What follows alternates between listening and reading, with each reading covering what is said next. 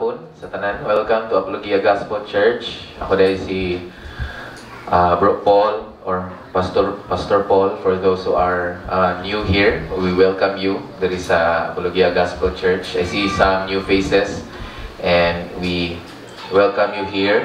We'd love to know you later siguro after sa service. Kung wala ra mo nagdali, wala man to, may announce nung women's or men's fellowship po niya after the service. So, we'll have time to, later, maka-storya ta sa, and even among the brothers and sisters in the Lord, no? Nga, I hope di ta mapulaan sa atong mga dagway. Sige, storya, sinipundok dari kada Domingo. We'll have the entire eternity. So, karon pa lang, anado na nato daan sa forever. Ang atong panlantaw o atong expectation every Sunday to see the brothers and sisters, those who are one in the faith of the gospel. And so we praise God for this time together, mga igsoon. Let us pray as we continue. Heavenly Father, we praise you and we thank you for you are indeed good. Thank you, Lord, for putting us in the path of righteousness, putting us in the walk of good works. For you are the workman, and we are your workmanship in Christ. And so we praise you and we thank you, Lord, that our ability to obey you comes also from you. Our desire to obey you and to follow Christ comes only from you. This is all of your grace, Lord. None of these are our own making. It is from you, Lord, and through you and for you, so that all glory belongs to you and your Son, Jesus Christ, by the power of the Holy Spirit. And so we praise you and we thank you, Lord, for another Sunday to gather around your word, to gather with the saints, to strengthen one another in the gospel, to proclaim it to ourselves and to the outside world, for your glory, by your power. In Christ's name we pray. Amen. Padayon mga igsoon ang atong series sa Book of Mark, sa Gospel of Mark. And we are now in chapter 6. If na-notice ninyo, sa the past at least 5-6.5 chapters sa ato ang pag-study sa Book of Mark, masense nato nga masense ninyo ang title sa atong sermon series, and that is Follow Jesus. Masense ninyo ang discipleship. Masense ninyo ang pagsunod, pag-obey ni Jesus. Masense ninyo nga not just the miraculous works that Jesus and even the disciples did, is the emphasis of obeying Jesus and following Jesus. So, and even pag-abot nato dinhi sa chapter 6, nakatuna na nahisgutan nato last time ang about sa pag-send ni Jesus sa 12 disciples by pair sa lain-lain siguro ning nga lugar. We can sense now nga si Mark nga iya gid nang gipahingusgan o gibalik-balik gid na niya ang importante nga punto sa iyang gospel, nga makibalo ang mga tao nga si Jesus is the Son of God, and therefore those who believe in the Son of God must obey and follow the Son of God. Kaya ang purpose ni Mark dili lang para makibalo ang mga tao nga si Jesus is the Christ, the Son of God. Labaw sa tanan katong mga mituon ni Jesus, kay di ba wala pa gospel si Mark. Wala man naguna ang gospel accounts kaysa sa gospel growth. Di ba? Ang mga disciples si Jesus, wala man sila gasuwat while napa si Jesus. Nisulat sila after na, post-Easter, during na sa pag-grow sa church, pag-spread sa church sa nagkalain-lain ng mga lugar. So, sa pagbasa ni sa recipients ni Mark, nana sila idea, nana sila yung mga common expectation kung sila mabasa din sa book of Mark. And we have established, pag-start na to aning series nga, this is the time when Christians were already feeling the increase of the persecution. And na-establish na po nato sa una nga persecutions either can put you in despair, nga di na lang ka sa Christianity, or can cause you to be tempted nga mo compromise ka thinking you're still in Christianity. And establish na to sa miaging mga sermons nga ang mga Kristohano na ani nga time were already struggling and kaluoy sa Ginoo sa iyahang inspiration, pag-inspire sa mga gospel writers na ani nato karon nga mga gospel accounts to encourage us, to strengthen us, to embolden us to follow Jesus. Ang point ra gid ani is to follow Jesus. And ang atong focus karon this morning is makita nato sa title, and by the way the title is from the book of Acts. Ang title nato sa atong sermon this afternoon is Through Many Tribulations We Must Enter the Kingdom of God.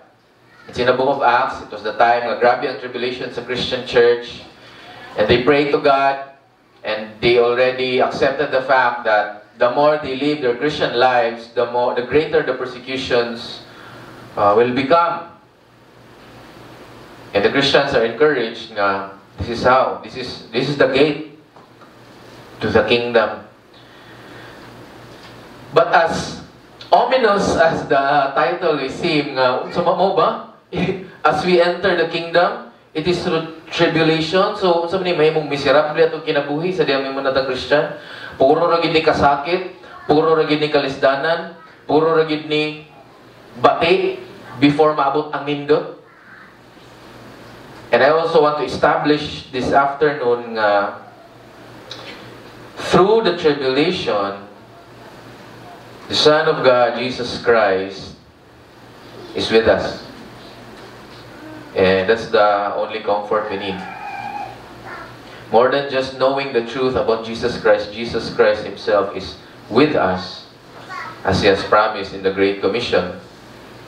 Go into the world, make disciples, baptizing them in the name of the Father, and of the Son, and of the Holy Spirit, teaching them all the things I taught you. And behold, I will be with you to the end of the age.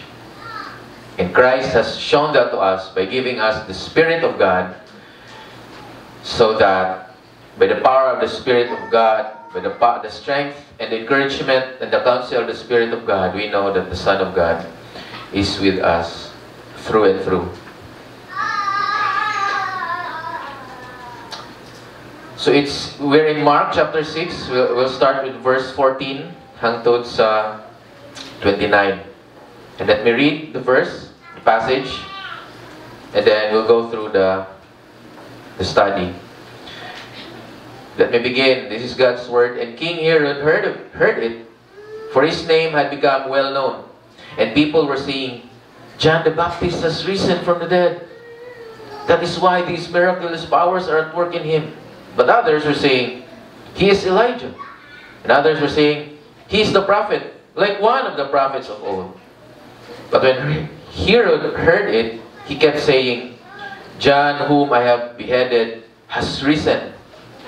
For Herod himself had sent and had John arrested and bound him in prison on account of Herodias, the wife of his brother Philip, because he had married her. For John had been saying to Herod, it is not lawful for you to have your brother's wife. Now Herodias was holding a grudge against him, and was wanting to put him to death, and was not able. For Herod was afraid of John, knowing that he was a righteous and holy man, and he was keeping him safe. And when he heard him, he was perplexed, but he used to enjoy listening to him. And a strategic day came when Herod, on his birthday, gave a banquet for his great men and military commanders and the leading men of Galilee. And when the daughter of Herodias herself came in and danced, she pleased Herod and his dinner guests. And the king said to the girl, ask me for whatever you want, and I will give it to you. And he swore to her, whatever you ask of me, I will give it to you up to half the king of my kingdom. And she went out and said to her mother, what shall I ask for? And she said, the head of John the Baptist. And immediately she came in and hurried to the king and asked, saying, I want you to give me at once the head of John the Baptist in a platter. And although the king was very sorry, yet because of his oaths and because of his dinner guests, he did not want to refuse her. And immediately the king sent an executioner and commanded him to bring back his head. And he went and beheaded him in the prison, and brought his head on a platter, and gave it to the girl. And the girl gave it to her mother. And when his disciples heard this, they came and took away his body and laid it in a tomb.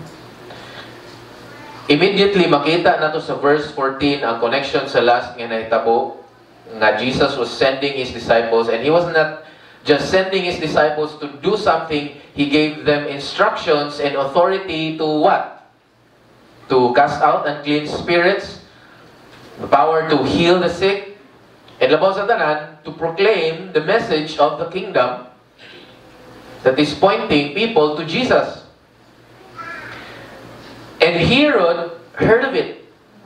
Verse 14. And I believe ang context, Ana, is the sending of the 12, at the same time, the growth of Jesus' fame in Galilee.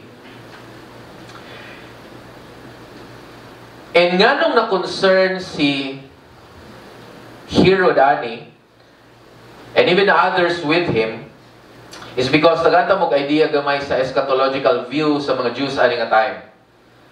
The Jews believe that naray simple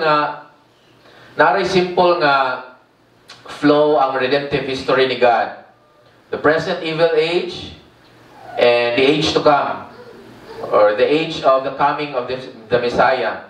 Nya sa tunga sa transition din na is the coming of the Messiah, the destruction of the enemies of Israel, and then comes the new age. Comes the promised glory of Israel through the Messiah. More na ilang view. Simple ra. Mo nang if maka-notice mo sa Gospels, ang na-feel sa mga, even the disciples themselves and all the people towards Jesus when he started his public ministry is kanang mura sila kanang naglibog ba sila ibati. Ninduta sa atong nakita, oy, pero namin mga expectation nga wala pa na-meet.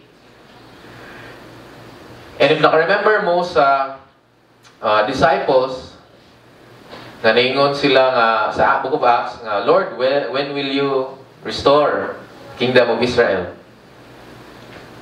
One of the big reasons why even the disciples, during the public ministry of Jesus, were not yet fully sold out to Jesus, because Jesus, though mura na siya si Messiah, mura siya Messiah sa iyang ginapambuhat,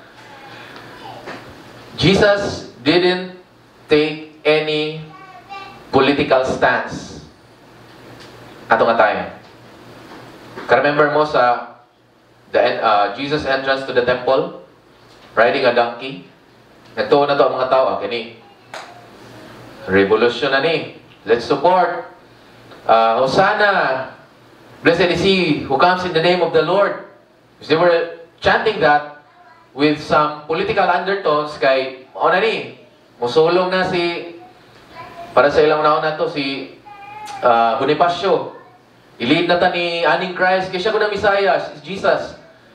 And then pagkatto dito, instead, birahan ni Jesus ang mga Roman soldiers, Roman government, fellow spiritual leaders of the Jews at that time, ang iyang ibirahan.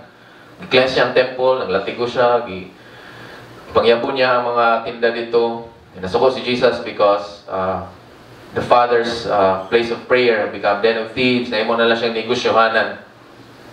And after ana, mas nasamot kalagot ang mga Jews sa iyang kanang grabe lang frustration. And if also you remember Peter's confession in Matthew 16, and then later on, ana siya, no, Jesus, ako, not on my watch, Jesus, dili ka mamatay, way makahilabot nimo. It was because dili madawat ni Peter that the Messiah had to die, had to be persecuted by the very spiritual leaders of their time. Not even by the Romans. And Jesus told Peter, get behind me, Satan. You only mind of the things of man and not the things of God. Kaya sa'yo nasa mind ni Peter? You're supposed to be the Messiah, di ba? Bago lang ko ningon, you are the Christ, the Son of God. Yan, yung kasakto ko, Jesus. So, dapat ikaw mamatay. Dapat ikaw ang winner. Dapat ikaw ang mupatay sa mga enemies. Dapat Jesus, you are to be politically active at this time na. Because you are the Christ. Moto'y dili madawat ni Peter. Because Jesus was intentionally naglikay siya. Even sa Book of John, mga tao gusto na siya kuhaon. Ibayaw na siya as the revolutionary. Jesus hid. Jesus went away. And so part of that, mga igsoon, Herod himself, dili ni siya si Herod katong naapagkatao ni Jesus. Dili siya ang Herod katong nagpapatay sa daghang mga bata sa Matthew 2. Anak ni siya, ato nga Herod, pero ang Herod, dili siya, mura siya apelido lang. Mura siya apelido. So, mga anak nila, ipanganlan lang Herod. So, mga naiuban, Herod Antipas, Herod Philip, and so on and so forth.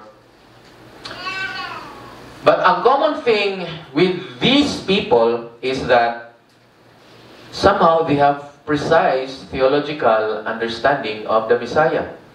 Remember Herod the Great. Pag-abot sa mga Magi's, sige buhat ni Herod. Theological conference. Tawag niya mga scribes, search the Bible, asa ipanganak si Jesus. Study sila.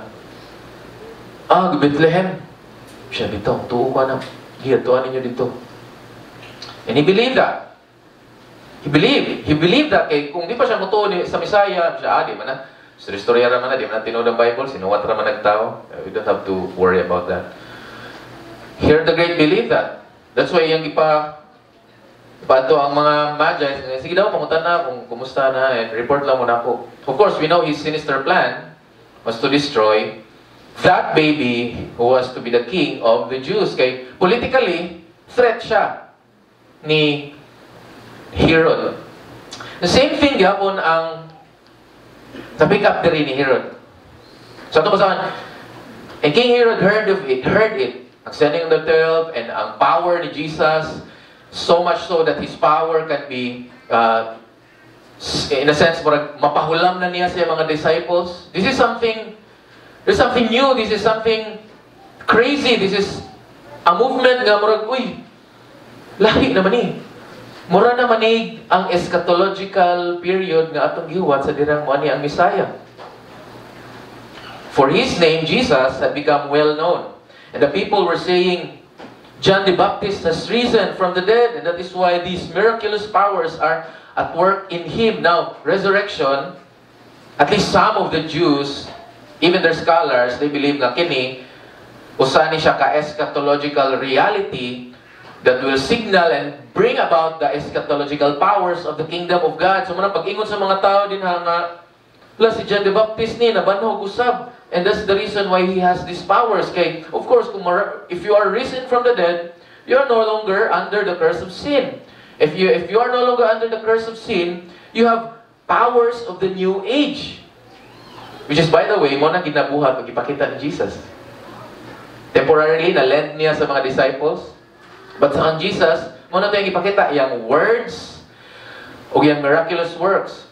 It is to point nga, the time has come. Mo nang magbasa na ito sa Mark 1:15, the time is fulfilled. The kingdom of God is at hand. Repent and believe the gospel.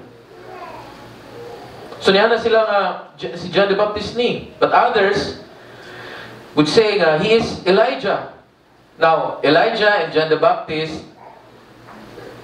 mabasa na ito sa Bible, and in the theological consciousness of sa time ni Jesus, is nanay intimate nga relationship, because in the book of Malachi, chapter 4, verse 5, it says there that God will send Elijah before the day of the Lord, before the coming of the Lord.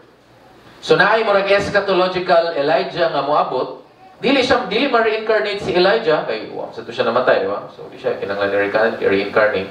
But isend siya before the day of the Lord. And in Matthew 11, Jesus says, John is the eschatological Messiah. Tanaw na to sa Matthew 11.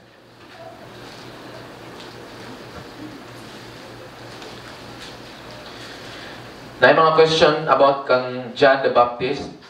At this time, gipriso na si John the Baptist. Dili siya sure kung si Jesus na bagid ang Messiah. So, iyang isa ng mga disciples, mga disciples, ipunta na rin na si Jesus kung siya na bagyod, siya na ba, ikaw na ba, or magod pamiglain. And Jesus said, just tell John what you see.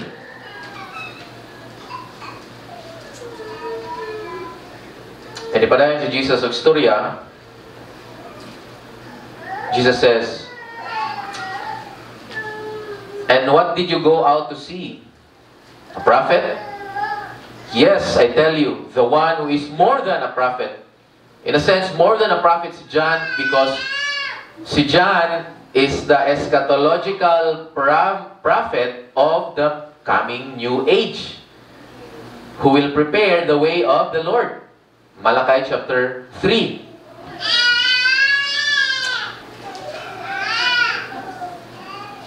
Padayon si Jesus, this is the one by whom it is written, behold, I send my messenger ahead of you, who will prepare your way before the Lord. That is Malachi chapter 3, verse 1. Truly I say to you, among those born of women, there has not risen anyone greater than John the Baptist. Yet the one who is least in the kingdom of heaven is greater than John the Baptist. Very interesting. And from the days of John the Baptist until now, the kingdom of heaven suffers violence, and violent men take it by force. For all the prophets and the law prophesied until John came. And if you are willing to accept it, medyo gentle rin si Jesus, no? If ganahan mo aning a view, John himself is Elijah who was to come. Alluding to Malachi chapter 4, verse 5. So, in a sense, ang usa ka view, nagingon nga, si Elijah ni, para nila, patay na si John the Baptist, but si Jesus is, kumbaga marag siya, the eschatological Elijah. Pero si Herod, firm siya sa iyang eschatological view, sa iyang theological view, siya, no, John, whom I beheaded, has risen. And ganyan, ito ibasa ang whole passage, no? Can you sense some similarities with Herod the Great? With this Herod nga nasa itong passage karon? Theologically precise.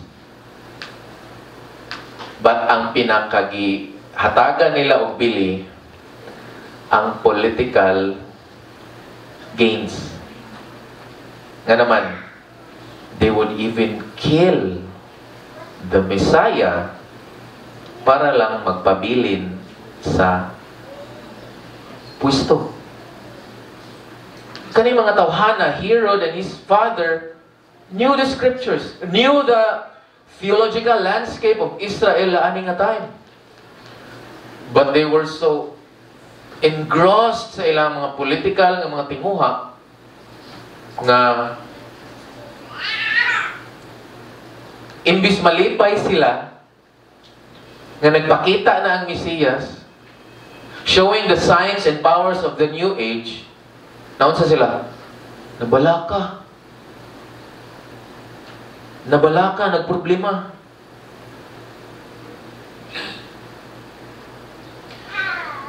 Kung sa itong makita na makatunan din ni mga isuon, mao ni siya. And let me present the gospel to you right now. Those of you who are here right now nga di ka sure kung lawas ka, di ka sure kung unsa gid imong kinabuhi karon in light of Jesus Christ, of who God is in Christ, kung dili ka sure, then let me tell you, there is something that is causing you to reject Christ. Or sa binisaya pa mo nang di ka mukaon, kay busog man ka. If ang Dios ang dili nag-satisfy ka nimo karon, something else is satisfying you. If tanaw nimo sa imong kinabuhi, wala ka ga-follow ni Jesus, it is not because you're not following anything. You are following something. You are following many things. You are following everything but God through Christ. So akong challenge nimo higala, pangutanay mo kagalingon, examine yourself, test yourself, ask yourself, do I believe in Jesus? Do I view Jesus as the lens by which I perceive all things? Or is Jesus one of my pangpaswerte lang sa akong kinabuhi? I have many in my pocket, and Jesus is just one of those things. Or is Jesus your all or nothing? Is Jesus your all in all? Do you follow Jesus all the way? Have you received the eternal life that Christ gives to those who believe in Him by faith, so that you no longer have to fear death, so that you will only consider death as a mere door toward a better, greater reality in this universe? If you still crave the things of this world so greatly that Jesus is like once mo kanang murag side hustle lang. Do you view Jesus the way Judas views the act of sacrifice by Mary in John chapter 12? Ganyan na si Judas, mahala na yung ibubo sa tiil ni Jesus. Ay, na tubig o, na barato. Do you view Jesus like that? Or do you view Jesus, Lord? Bisa kang tibok dugo, Ginoo, imong perfume, ibubo sa imong tiil, dili ni igo, Ginoo, para sa pagsimba. Tungod kay you are infinitely worthy, Lord, but nevertheless, I will pour this out, Lord, because you have given me your life, you have given me eternal life. Kung dili pa ka makasulti, na higala, I invite you, come to Christ. Know Jesus. Know this Jesus. Know this Jesus of the Scripture. Know this Jesus, the King of the kingdom. Know this Jesus who Mark says is the Son of God, and there's no other Son of God. Dili si Kim Jong-un. Dili ng mga self-professed Son of God nga gipangita ron. Only Jesus. Only Jesus is the Son of God, who is God Himself, who is equal with the Father, God of God, light of light, equal in authority and essence, one with the Father and with the Spirit. Do you believe this Jesus, or nakay mo ang view sa Jesus dira nga you're not even sure if worthy ba siya to be worshipped, to be obeyed? I-commit ni mo imong kinabuhi sa iya. If dili pa higala, igsuon, come to know Jesus. Know this Jesus. If tanaw nimo wa pa ka nag-follow ni Jesus, the first step of following Jesus is believing in Jesus. Accepting Jesus for who He is, and pray to God that by His grace madawat nimo kung kinsa si Jesus. It is futile to create or make a view or understanding of Jesus nga dili sumala sa Bible. And therefore, it goes without saying, if you want to know Jesus, know the Jesus of the Bible. And if na kay Bible, karon ang Bible, bisag di na nimo pangitaon, mo ni mangita nimo. Daghang king Bible ron. Pato kag hotel, kita kog shell nga CR sa una na Bible. Nasa app, daghang kayo. Di na nimo matakasan no ng pulong sa Dios. Know this Jesus. Higala. Know Him. Come to Him in faith. Repent of your sins. Repenting of your sins does not mean changing your behavior. Repenting of your sins meaning you come to Christ, falling flat on your face on what He has done on the cross, clinging to it, because it means life and death. on His arms because He holds us truly and firmly forever. If you have not yet received this Jesus and believed in this Jesus, then you are in great danger, Higala. Padayon ta, Herod said, John, whom I beheaded, has risen. Oh no! Kakuyaw ani. Si manimaos na ni John ako. Kani si John karon nga nabuhi na. Makabuhi nagpatay. Maka-impart sa iyang powers nga sa mga disciples. Threatened na po si Herod. Pero mas grabe na iyang kahadlok ani kay powerful naman si John. Sa una, powerful naman to si John in preaching. Napatay ganin niya. And mo niya itong foreshadowing nakita karon. And let us read this. For Herod himself, so this is, mura na siya flashback sa unsay nahitabo. And sa Mark chapter 1 verse 14, gain na natadaan ni Mark nga, now when after John had been delivered up into custody, so mo na niya ang first nga installment ni Mark sa iyang account of what happened to John. And then mo na niya ang sequel, hatag nagdaghang detalye si John unsay context siyang pagka gidakop siya. And so we read here, John arrested, Herod himself had sent and had John arrested and bound him in prison on account of Herodias, the wife of his brother Philip, because he had married her. For John had been saying to Herod, it is not lawful for you to have your brother's wife. Now, ang verb din ha sa mabasa na to sa verse 18 kanang had been saying, meaning in the past si John mura siya sirang plaka. Ani yang gisulti nga, it is not lawful for you to have your brother's wife. Meaning dili lang kausa lang gisulti ni John kang Herod. Kapila niya si balik-balik. And dili ka matingala nga mo nang gisulti ni John siya because John is a messenger of God to prepare the way of the Lord. He preaches the good news of repentance to prepare the people for the kingdom of God. So in a sense, by implication, John is ministering to Herod to repent so that when Jesus comes, he is already being pointed to Jesus. So niya na si John siya balik-balik. Ang gisapot ang asawa or ang mura di maayo nga relasyon ni Herod. Ni Herodias. Kinsa ni si Herodias? In the gospel account that we have, wala tay detalye kaayo. We just know nga this Herod, kani nga Herod nga anak ni Herod the Great, iyan ni giasawa, and John says dili siya lawful because he is your brother's wife, Herod Philip.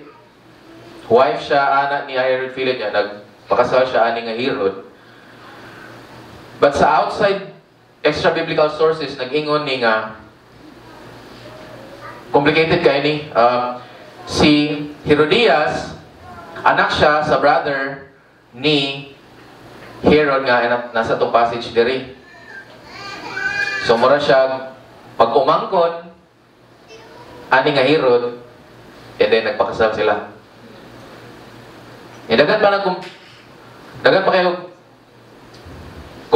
complication ang ilahang relasyon. Also because the Herods are anything but godly. They are matawag silang false Jewish leaders. Kay mura ni silang mistiso, dili purely Jewish. But of course, dili na siya matter this time of redemptive history because God is already doing something new. And nakibaw na takaron when we read Mark's Gospel, the kingdom of God is at hand. And that kingdom is not the kingdom that we see in the throne of Herod.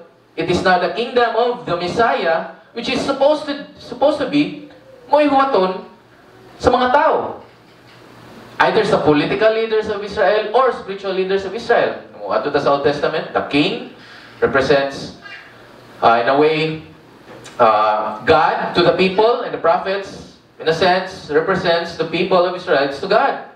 So, sa Old Testament, ang pamalakad sa Israel, sa city of Israel, is kanang itawag na to, theonomy. Tanang balaod nun, gikan sa Dios, tanang mga pamaagi, nag-represent sa Dios. Ang king himself, ang prophets, o even ang tribes. And so, karinga tayo, wala ni, lawgaw na kinistanan. Half Jew pa si Herod, yan, ang giminyuay pa sila, which is against the Mosaic law sa Leviticus 18. Na di mo asawa ng imong next kin, imong blood relative. Then, samot pag yun nga, gi-asawa niya, ang asawa sa iyong brother. Na meron pa sila ng point. So, they're everything but godly, they're everything but ang leadership nila, whatever that is. And then also at this point, ang politics or ang rule sa Israel nga time, puppet lang. Walay, di yun tinood na igahong. Under sila sa Rome nga time, wag yung tinood king.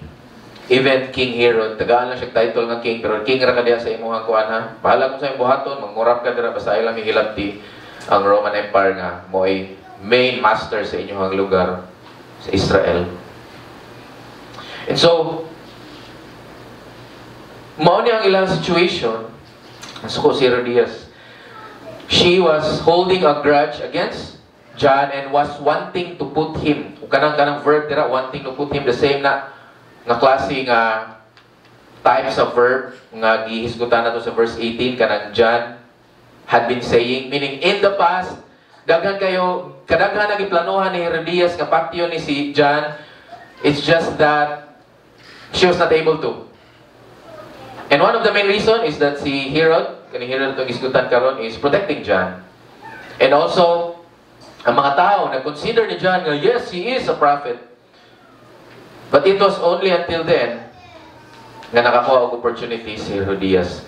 Now for Herod, nganong di man makahimo si Herodias because Herod was afraid of John. Knowing that he was a righteous man and righteous and holy man and he was keeping him safe. Herod was keeping John safe. And when he heard him, he was very perplexed. But he used to enjoy listening to him. So you see, kanang grabe ang blindness aning mga Herod ba? Ganahan siya sa preaching ni John ato nga time. Pero pag may ang politics na gani mahilaptan, what happens? Now, verse 21, atong basahon. And a strategic day for Herodias came when Herod on his birthday, of course, maggara-gara man din sila, gave a banquet for his great men and military commanders and the leading men of Galilee.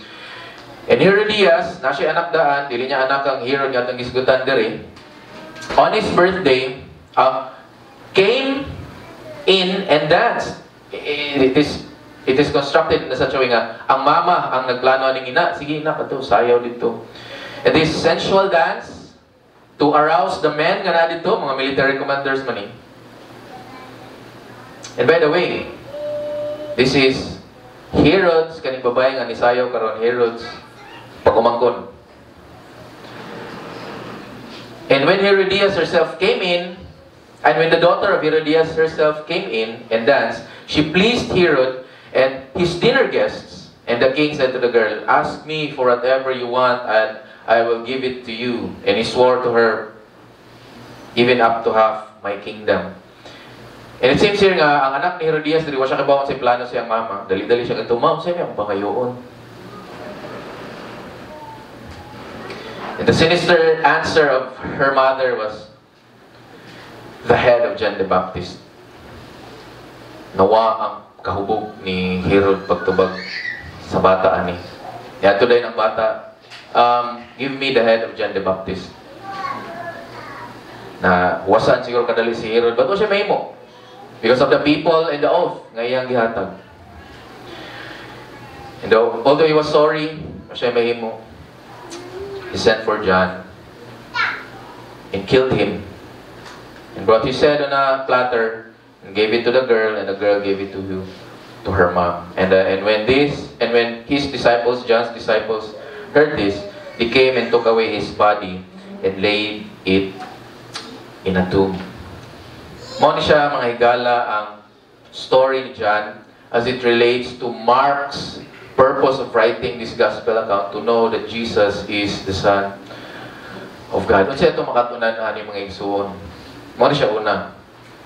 The church is represented here by the disciples of Jesus, even the ministry of Jesus, even John himself. That's the point.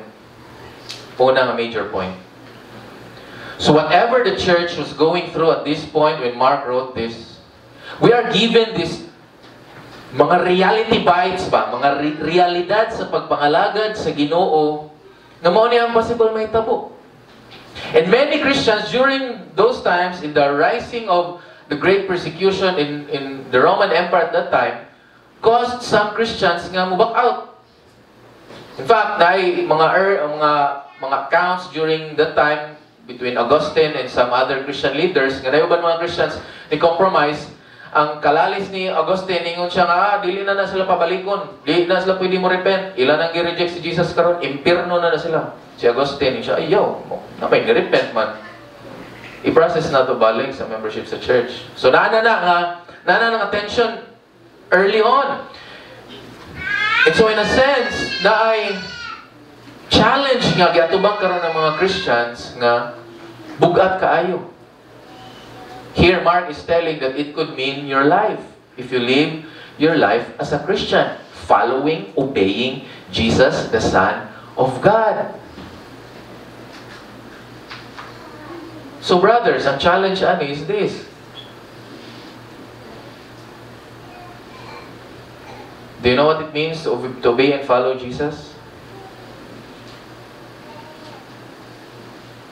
Do you seek and obey Jesus in your personal life and in the public? Are you satisfied nga naa ka sa usa ka church nga sound, but yet do not care about the lost outside? How much do you spend your time fighting and waging war against the remaining sin inside you, so that we will grow in the resolute understanding, I will follow Jesus. I will obey Jesus because He is worth it. Despite the struggles and sufferings, Jesus is and will always be worth it. When was the last time, brothers and sisters, that you go to a brother or a sister to rebuke her with the gospel, in love, in gentleness? When was the last time that you receive, in great humbleness, correction from your brother or sister? When was the last time that you go to a community to preach the gospel? When was the last time you join a ministry where the gospel is being preached? And if ang pinakauna ni mo nga maka-atras ka is persecution, then you don't yet understand what it means to follow Jesus. Dili enough nga mahimo kang Calvinist, mahimo kang Reform, mo-adhere ka sa 5 solas. It's just the tip of the iceberg. What do you do with total depravity if you do not proclaim to the people that they are sinful and God hates them? But what will you do with the irresistible grace if you do not preach to them that God has made an atonement for them, so that God will be pleased in this depraved sinner through His Son?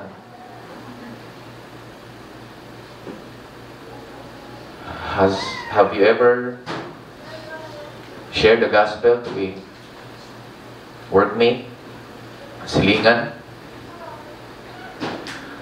Do you follow Jesus this way? Or do we just follow, or do we think nga pag-follow ni Jesus enough na nga we ride sa bandwagon sa mga theological developments these days, books to buy, books to collect, articles to read, and somehow sit comfortably at home? Indot na kaya ako ang eschatological view ron. You don't open your door outside to preach that very Christ.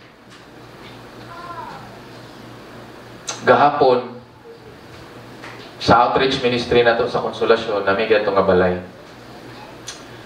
This person is recently na-paralyzed lang siya pag June, And nung nagstorya mi, mo siya gila-ila kanang he was born and raised as a Christian. Mag-devotion ko na sila siyang papa alas 4 kadlaw. But right now, kumusta siya? Muna paralyzed. Iyahang kakuyog nga babae, dili niya asawa. And we shared the gospel to him. We reminded him of the gospel. Hilak siya. And I know one of the reasons why he cried is he knows he's living in a life of sin. So, ni-share mi sa gospel and we plan to continue mag-Bible study sa ilang balay buhon. But do you encounter things like that in your life? Kumusta man ang pattern sa imong kinabuhi karon? Or puro lang ta laag, puno na ta sa memes, puno na ta sa books, puno na ta sa bisan unsa mga butang nga maka-help na to follow Jesus, but the actual following of Jesus has not yet happened.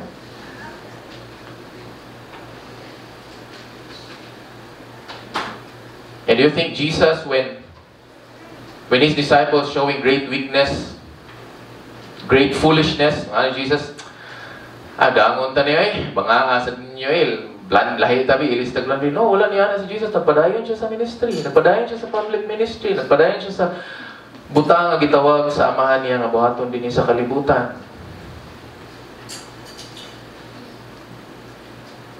Do you follow Jesus, brothers and sisters, despite of the many failings of your fellow brothers and sisters in the church? Do you still follow Him? Or, hawa na ko man eh. Ngita kong nindot.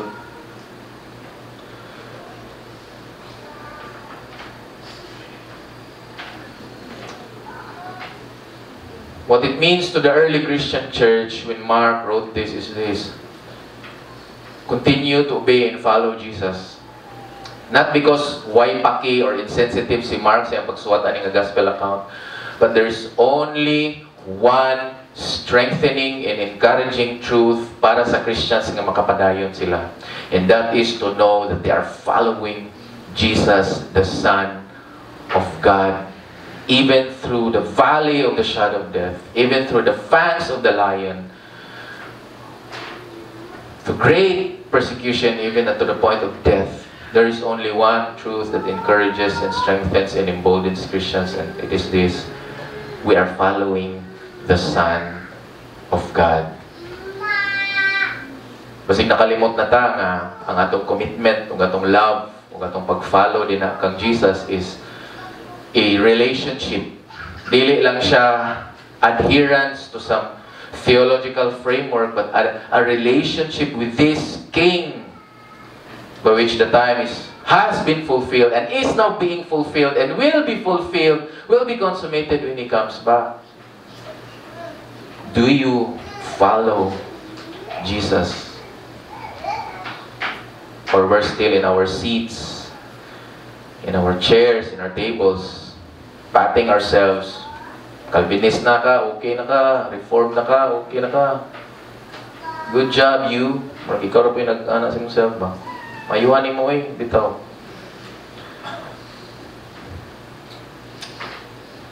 This is because, mga igsuon,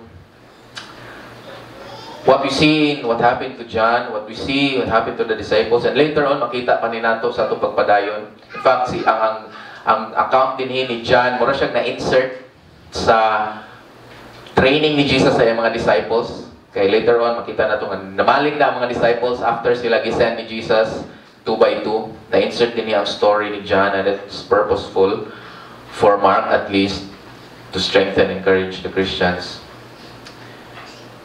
Kaya mga isod, kinanglan kita mo serve mga lagad sa Ginoo, mo obey niya. Kinanglan nato i-preach ang gospel sa ato sa gusa na sa atong church covenant, to preach the gospel towards one another, in our homes, in our school, in our communities, by the grace of God. And ang atong pinaka comfort ani mga igsoon is Jesus is with us. Jesus is with the church. Jesus is not some commander nga naalang sa layo o naguwat lang siya nga mo comply iya mga soldiers. Jesus is with the church through the Spirit. Through the Spirit. And therefore, we can be confident, mga brothers and sisters. We can be bold. We can be strengthened. We can be comforted. Sa panahon sa pagsulay sa dihang mo, follow ta ni Jesus. And to be honest, sa atong perspective, that's really the only joy we can have in our lives, and that in following Jesus. Not the small blessings that God gives us, good health, growing church, good books, nindot ng mga fellowships and small groups, and Bible studies, and overnight fellowships and Bible studies. Our greatest act good na ma-encourage ta, madasig ta, mapaybaw na to itong kaugalingon nga we are following and we're truly in the faith is when we follow Jesus. That is why we encourage in the church, love one another with acts of love, actual acts of love. And we are encouraging one another also to be in our outreach ministries, or kung ganahan ka mag-start ng outreach ministry din na sa inyong balay, just ignalami and let's go. Let's bring the gospel. That's the only way for us Christians to show to ourselves and to show to the world that we follow Jesus. Let's pray. Heavenly Father, we praise you and we thank you, Lord, for this great privilege of being able to follow Jesus. Salamat sa Lord nga imong gipadala si Jesus dinhi sa kalibutan. Yes, this world is full of evil kingdoms, evil rulers. And praise you, O Father, for sending your Son to break into this evil world. This Jesus you have sent is the King of the kingdom, and the time is fulfilled and is being fulfilled and will be fulfilled. Help us, Lord, to preach the message of repentance and faith in Christ. And may we grow as a church, Lord, in that reality, that we are already placed in your kingdom by grace, through your gracious work on the cross. And then our lives right now is marked by faith and repentance through and through. And so you strengthen and mobilize this church, Lord, to preach the gospel, to share the gospel, to live our lives in light of the gospel as examples and proclaimers of the gospel. That's how we follow Jesus. In Christ's name, amen.